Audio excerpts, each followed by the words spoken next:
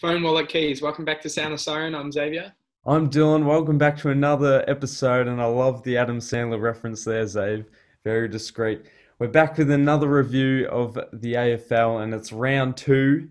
And I think we're just going to jump straight into it. A very eventful week, and I want your opinion on your blue bag as Zave unfortunately went down to the Pies. I think more so this week than round one, we were really disappointing.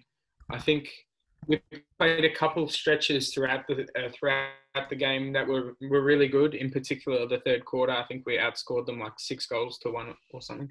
6 goals or uh, 4 goals to 2. That's not even that good. But we did beat them in the third quarter. So I think we played pretty well in that quarter only.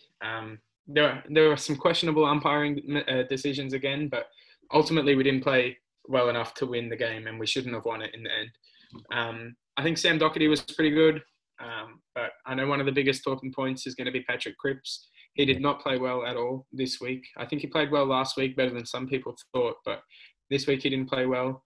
I think he can bounce back though, against some people's belief. Yeah, look, I'm an advocate for Paddy Cripps, and I'm a big fan of him. But as you say, he hasn't been in his true form, and I don't know, he hasn't had the biggest impact on the game. But possibly this week against an undermanned Dockers side without Nat Five, which we'll get into eventually. But an all-round, all-right performance from the Blues. It was a little underwhelming. They managed to cut the lead back and then give up a few more goals. But Brody Grundy was amazing for the Pies. And I think Darcy will have to have a discussion with us on the Supercoach episode as to his form returning. But yeah, not too bad for the Blues. A good win for the Pies. I've got a report here from Sam Edmund. One of my friends sent this to me. It says Patrick Cripps is playing injured and is getting weekly injections so that he can play. If it wasn't in the season, he would be out for 4 to 6 weeks. So 4 to 6 weeks sounds like a pretty serious injury, and Yeah. but I think Patrick Cripps has been someone that's battled with injuries his entire career and has managed to play through them. So despite that news, I think he's still a chance to keep playing and keep playing well. Yeah, 100%. I do agree. And you spoke about some controversial umpire decisions, but I don't think there's any bigger than the one in this next game. And it was the Friday night. It was at GMHBA Stadium, the Cats and the Lions, and the Cats ran away with it, but the Lions just managed to crawl back and crawl. And with 20 seconds left, down by 2 points, and Mark Blitzarves in the back line was tackled, and nothing was given. I want your opinions on this, say. There's been some speculation around it.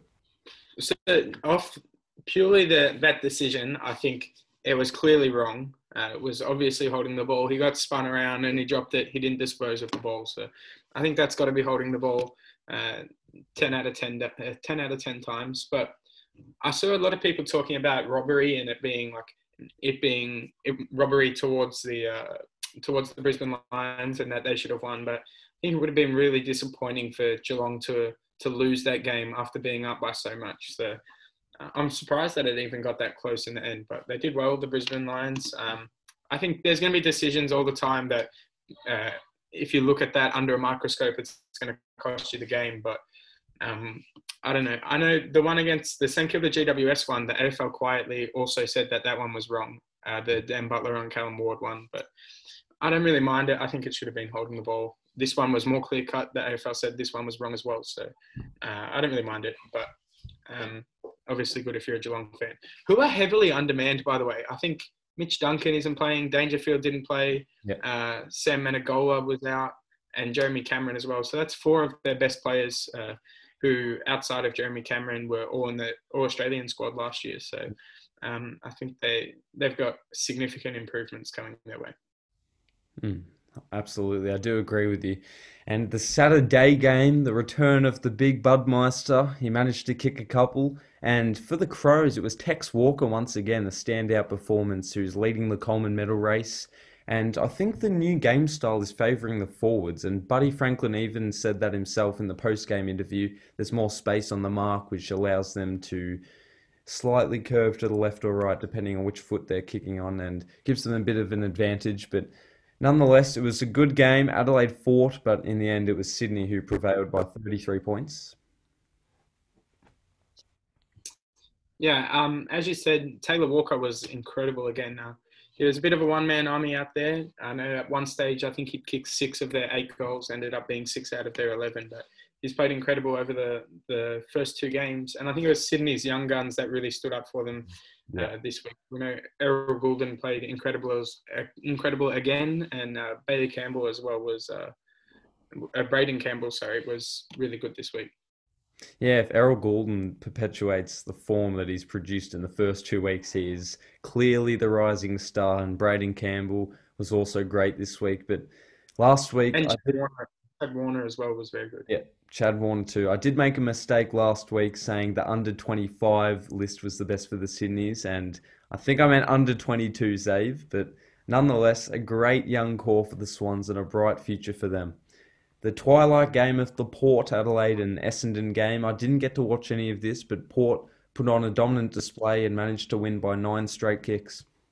They destroyed the Essendon. I've said before, I watch all the games. I've managed to watch all of them this week, siren to siren, except for the ones that were going on at the same time. But I watched this one, and they destroyed them. In the first quarter, I think it got to like 30-8 or something, and it was like pretty good for Essendon. Like, I think they only got it inside their 450 like 2 or 3 times, but they were actually horrible, and I think this score actually flatters them a little bit. So, not a good time to be an Essendon supporter, especially given the injuries they've got now as well. Jai Caldwell went out, Sam Draper and Dylan Shield are all expected to miss time. So, not a good time to be an Essendon supporter. And Dyson Heppel as well this time. Yeah, they released a timeline on those injuries. It was 4-6 for Dylan Shield, 6-8 for Caldwell, and 8-10 for Sam Draper. So really not ideal for the Bombers fans, and they have a tough task of the Saints, who played in the next game and the game I went to, and it was amazing to finally get back to reality. Brilliant atmosphere at Marvel Stadium, and the tribute to Danny Spud Frawley was even better. But a great game. I think Melbourne dominated for most of it. They should have capitalised on plenty more opportunities, and in the end won by 3 goals. And Clayton Oliver was ridiculous. Say he was. Yeah, he was. He was incredible again. I think Max Gawn was back to his best form as well.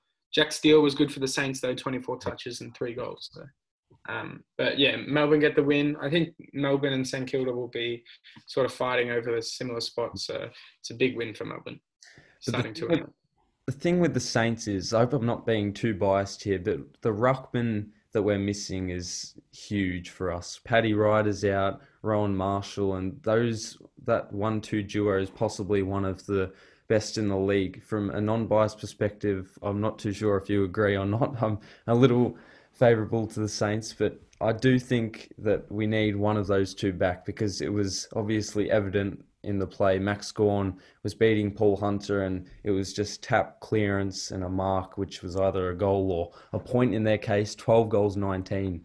So I do think the Saints are missing a ruckman, but without Draper this week against the Bombers, Hunter should have a better game than he has been having.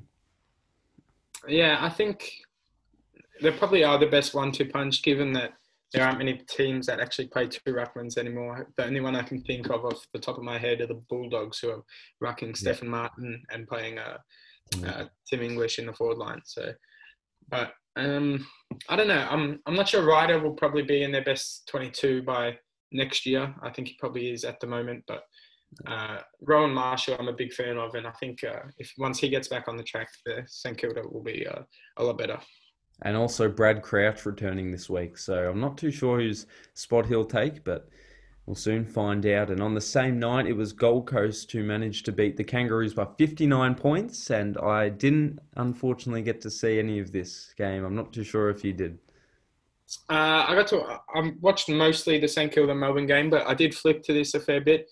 In particular, the last quarter, I got to watch that. But again, I don't think this game was very close, and I don't think I'd want to be a North Melbourne fan right now. I'd love to hear how Darcy's thinking, his team's going. Obviously, not a good scoreline for them this week, nor was it last week, losing by 52 to Port. So 52 and 59-point losses are not a good way to start the season. No, it's not. And on the Sunday, it was the Hawks who battled and unfortunately have lost Will Day, the young rising star, to, I think, foot surgery, I believe he will be having. But the Tigers, the former premiers, managed to win by 29 points. Yeah, Will Day, again, he's one of my favourite players in the league. So I was really sad to watch him go down. He was great for my Supercoach team last year. And I think he was just about best on ground last week. So really sad to see him go down. But the Tigers were too good again, just as they were last week. Dustin Martin played incredibly well again. So in some good form he is. I think he's probably got 6 Brownlow votes to start the season. So maybe he's looking for another piece of silverware to add to his cabinet. Yeah, and he'll be heavily considered as the greatest of all time if he does or manages to win this year. I'm not too sure if you agree, but I think he deserves to be in the conversation for it. There's many accolades that he has achieved. The Sunday game, the Bulldogs and the Eagles, and Bont put on a display. I don't want to skip past that just yet. Okay. I don't want to skip past Dustin Martin being the best ever just yet. I think maybe if he wins the premiership this year, wins another Norm Smith, he's got 4 of them and has another Brownlow and a couple more All-Australians, then I think maybe we can consider him. But at the moment, I don't think his body of work is quite as good as some of the other players that have played. But he's still fairly young, so he's got a bit of time, but he's not quite up there just yet for me. Yeah, no, fair enough. I'm not saying he is. I'm just saying there's many opinions of him being up there, but he's quite close. Mostly Richmond supporters.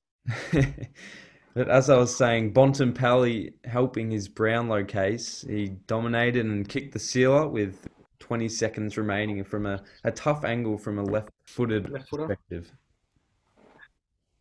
Yeah, so I think Bontempelli was disappointing in round 1, but I was talking to a Bulldog supporter and he was saying how Bontempelli never plays 2 poor games in a row, which is clearly pretty evident. 30 touches and 3 goals was very, very good. Big Supercoach score saved Darcy's week as well. But as you said, to kick the game sealer off his non-preferred foot was really good. 10 contested possessions, 30 possessions at 93% efficiency to go along with his 3 goals and 6 marks. So easily best on ground for me. And I think 3 votes will help his Brownlow tally come the end of the year.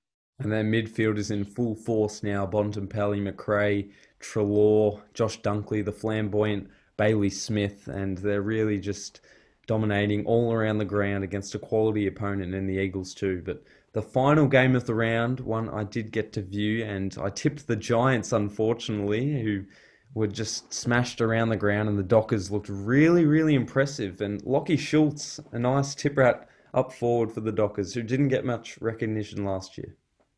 Yeah, I think I tipped the Giants as well, and it was really quite disappointing for my tipping and them as a team. We know the goal kicking wasn't very accurate for both sides, but at 3/4 time, the GWS Giants had kicked 3 goals, 12. So that's not good, not only from a goal kicking perspective, but to only have 3 goals at 3/4 time is disappointing. Brayshaw and Mundy dominated again. Mundy 35 touches in his old age is incredible, and 32 touches and 2 goals for Andrew Brayshaw, probably best on ground. So I don't know, disappointing for GWS. I think they're an interesting case. They're starting 0-2. We know with the controversial decision against Saint Kilda in round 1, but it's looking like they're not going to make finals through 2 games. But after losing, I think 5 of their last 7 last year, it's not looking good for them. Yeah, David Mundy seems to age like fine wine. 35 possessions, as you said, is incredible for his age. And the Giants are in a tricky position. 0-2, as you stated, and they're really just missing a key forward like Jeremy Cameron, who they had last year, but released him, or not released, but they didn't quite attract him again. So I'm not too sure where the Giants are, and they have another tough task this week. I think they have pieces that they can get back still. I know Lockie Whitfield is one of my favourite players and is an absolute star. So he'll definitely help them. I know they definitely missed him this week. A little bit of his run and carry would have been really helpful and helped them score a little bit more. And you were talking about a key forward. They do have one sitting on their bench at the moment, Jesse Hogan.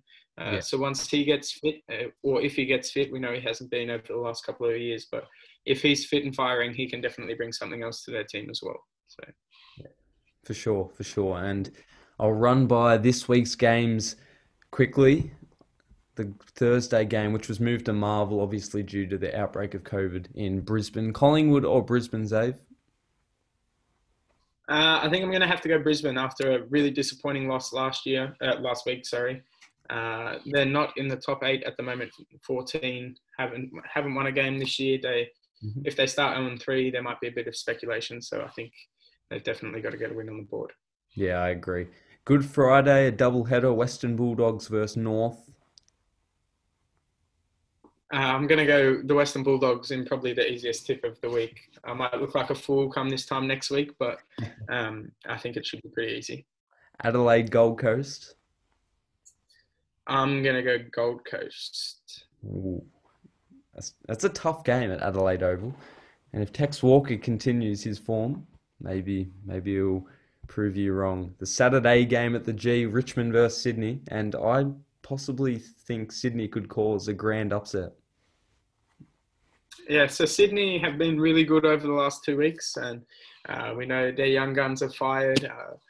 And I'm saying all of this just to tip Richmond against my better judgment. Yeah, I am too. But they'll put up a decent fight. Essendon versus Saint Kilda.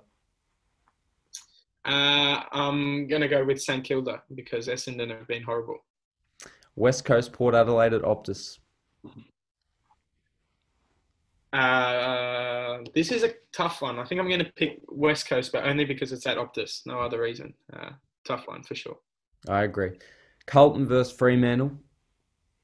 I'm going to go with Carlton, and not just because they're my team, but I think this is an interesting position I think Carlton find themselves in. There was a little bit more expectation coming into the year. Obviously not great, again, considering we haven't been good for the last 2 decades, but a few people had them pushing into the top 8, myself included. I thought we were a really good chance to finish 8th, and it probably sounds weird given it's only round 3, but I think this is a must win. Obviously we started 0-2 and we've got a chance to start 0-3, but I think Fremantle are in a similar position to us and missing their best player in Nat Fyfe. I think we have to win this game. So Carlton for me. GWS Melbourne at Manuka. I want to say GWS just because I've tipped them just about every week for the last 2, 4, 5 years. But I'm really tempted to pick Melbourne. Yeah, I think I'm going to pick GWS. But if they lose this week, I'm not going to pick them for the rest of the year. And the Easter Monday special, Geelong versus Hawthorne. I'm going to go Geelong, despite all those names that they're missing. Yeah, I'll have to agree with you on most of them there. Possibly the GWS game, I'll disagree with you. I'll go with Melbourne on that one. And apart from that, we are shaping up pretty well. But anything else you want to mention, Zave? Nothing else from me. All right. Good luck with your Blues and go the Saints as well. Both quality games, I believe. Maybe from a Saints perspective because of Essendon's injuries. So we'll see how they match up. But I hope you enjoyed this video. Make sure to like, subscribe if you're new or if you do enjoy these videos. And Zave and I will see you next time.